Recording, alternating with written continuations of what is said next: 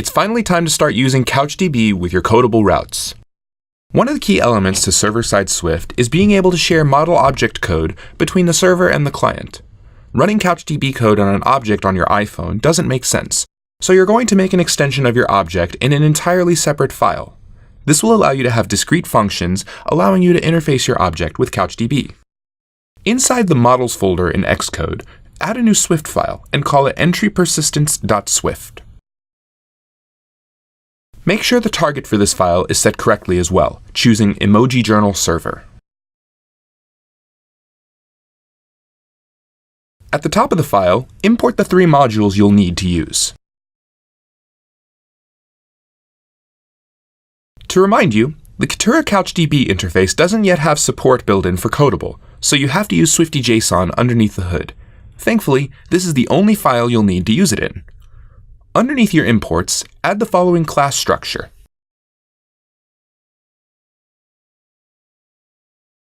This is going to allow you to call methods as an extension of your object, but without changing the actual model object file itself, so it still compiles in iOS.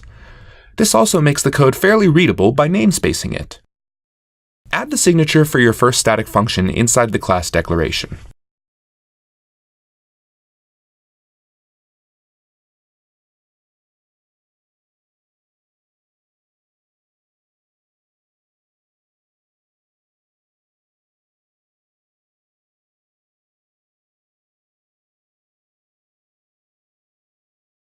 This means that, in order to get all journal entries from the database, the call you will make looks like journalentry.persistence.getAll.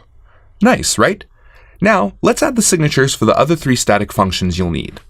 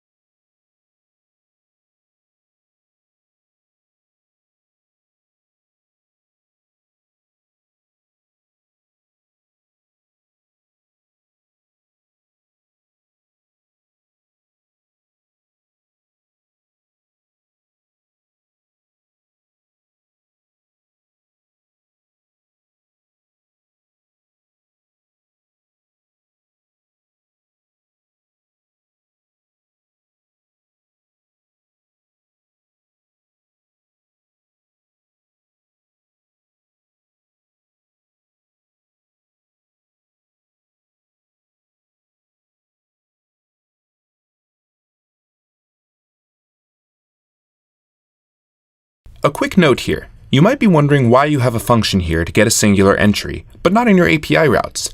This is because the finished application at the end of this course doesn't require the method to exist on the API, but that shouldn't stop you from trying it yourself. You'll see why you need this later in the course with CouchDB. Let's flesh out the getAll function first. Go inside that function and add the code for it.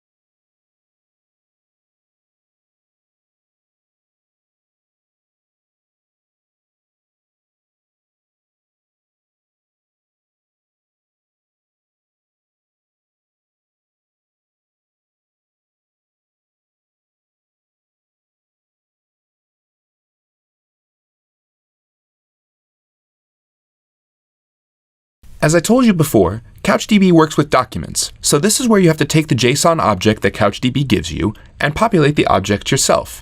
Once you populate that array of documents, you send back an array of nicely formed codable objects for your application to deal with. Next, go inside your save function and add the following code.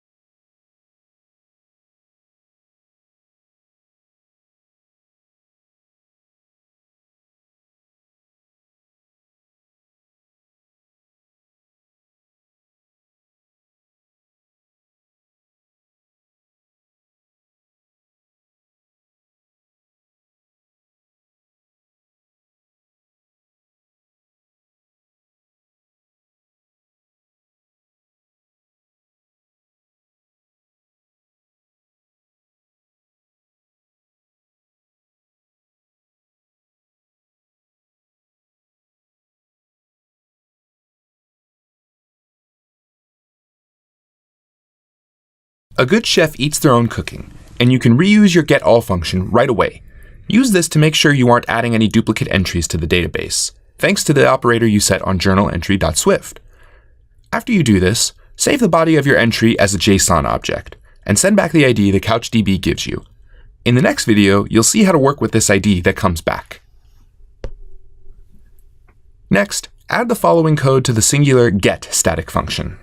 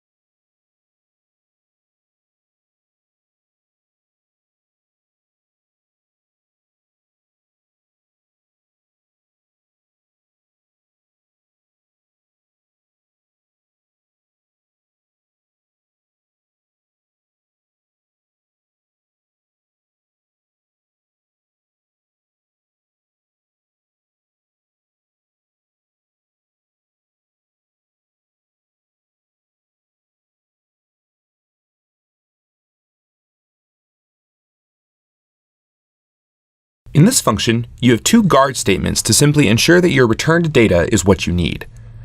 If it is, then you have another guard to make sure you can properly create your object with the data returned from CouchDB. After that, you can safely return your journal entry object. Lastly, add the following code to the delete function.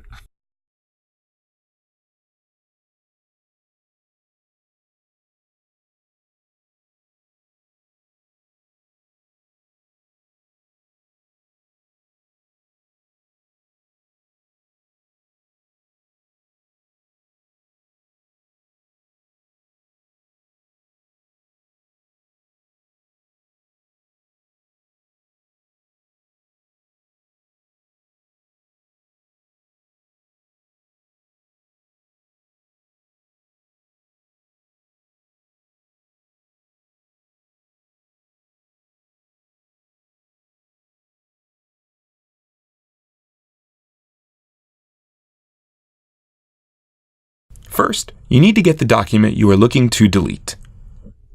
Next, get a handle on the rev property and include that as a parameter to the delete function on the database. Send back the error in the completion handler, and you are all done. Build and run your application. Everything should build fine. You've created this extension now, and in the next video, you're going to put it to good use. By the end of the next video, your web API should be complete. See you then!